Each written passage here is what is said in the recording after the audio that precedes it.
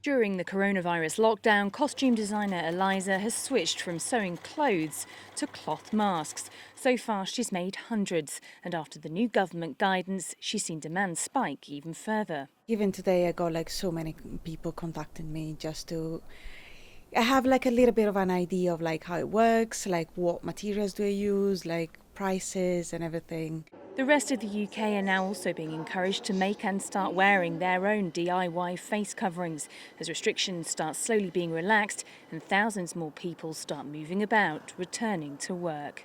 Just a few months ago, covering your face like this in central London would have drawn stares. But as of today, the government want the public to do so in enclosed spaces like on transport, the tube and in certain shops where social distancing just isn't possible and you come into contact with people outside of your household. But in order to avoid health workers from being left short, they're urging people to make their own masks out of things like scarves and old T-shirts.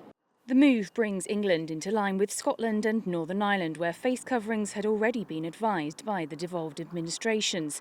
Wales, though, isn't following suit, insisting the scientific evidence isn't strong enough.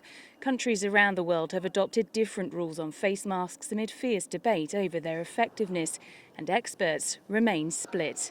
The truth is that we are still learning about the transmissibility of this virus. The air contains droplets and can pass around the side of the mask. And actually, because this thing's on your face, inadvertently, it may lead to you touching your face more just because it's there.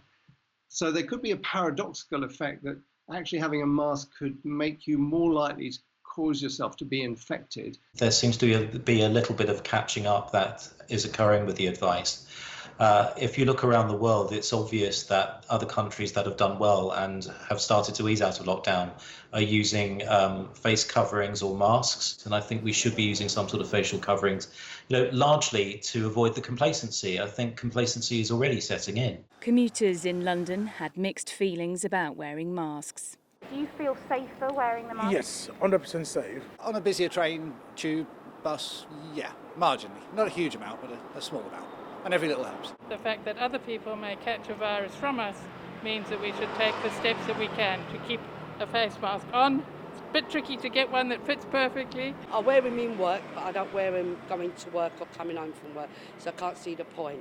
The government claims homemade coverings will help the wearer avoid transmitting the disease to others in some circumstances, but stresses they aren't a substitute for social distancing and that the science isn't yet persuasive enough to make them mandatory, as Germany and France have done.